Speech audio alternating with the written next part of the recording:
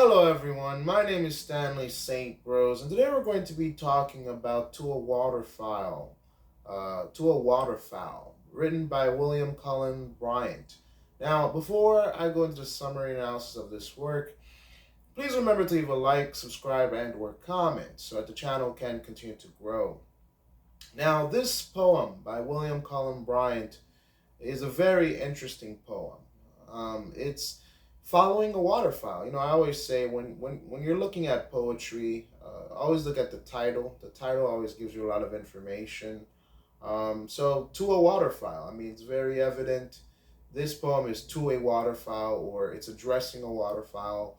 And that's what's happening within this poem. The speaker here, the poet here, is watching this waterfowl glide across the sky, make its way across the sky. And the waterfowl is moving along, it's determined, it's going somewhere.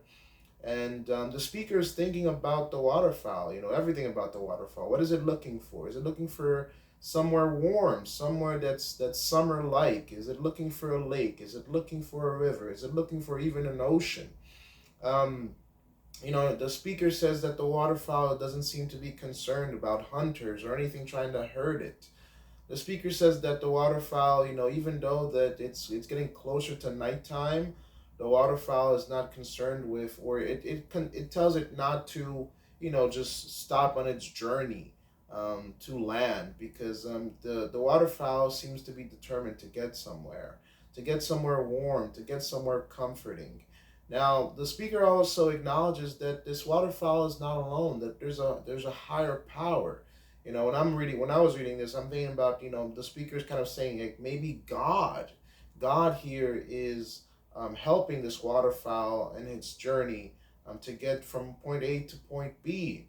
It's just very, very fascinating the way that the speaker is relating to the waterfowl, trying to understand it, trying to move with it, trying to encourage it, and also the inspiration that the speaker gets from the waterfowl, its actions, its behaviors.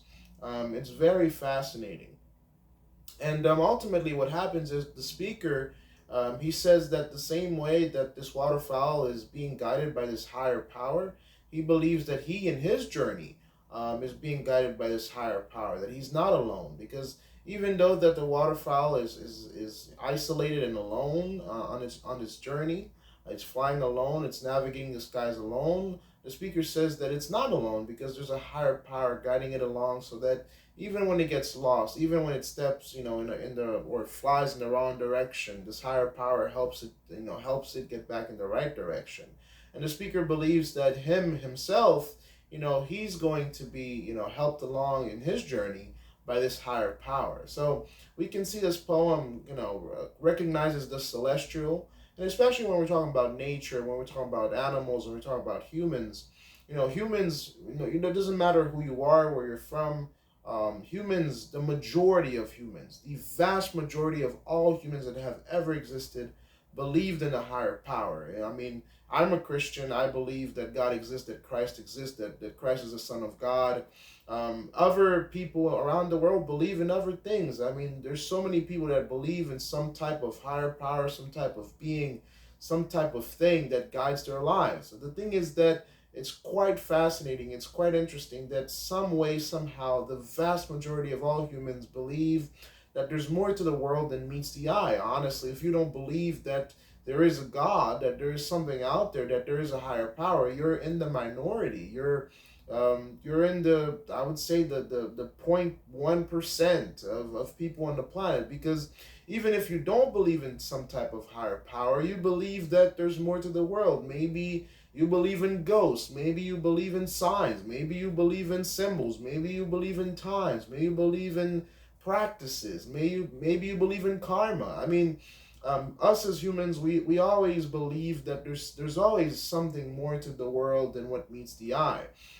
So in some way, somehow, it's always like there's some type of power helping us along, some type of power moving us in the right directions. And the speaker here is saying that this higher power is guiding this bird along, is guiding this waterfowl along, and I also is going to guide along. And It's going to ensure that we reach our destination wherever we're going. So this is quite this poem it makes you think.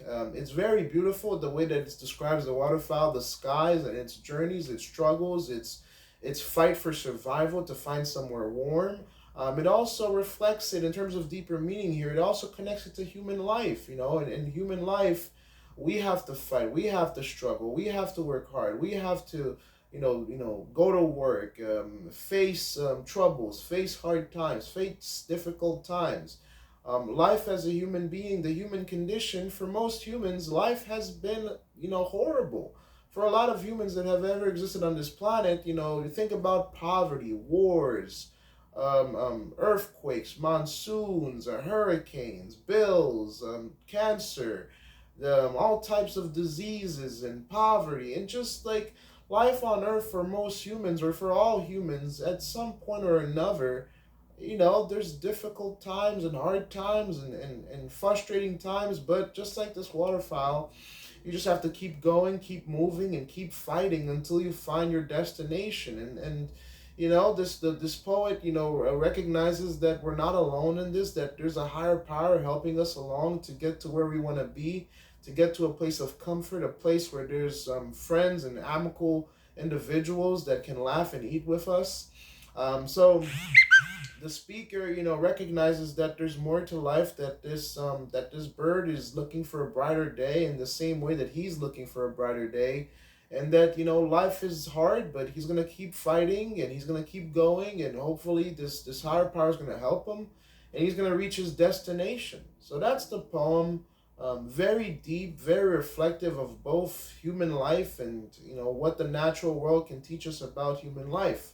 It also it really this is a great example of romanticism and understanding nature and our connection to nature, and how human life can resemble the things of nature, and how our struggles are not that different from the struggles of animals in the wild. So yeah, that's the poem. Please remember to leave a like, subscribe, and or comment, and I'll see you guys in the next video.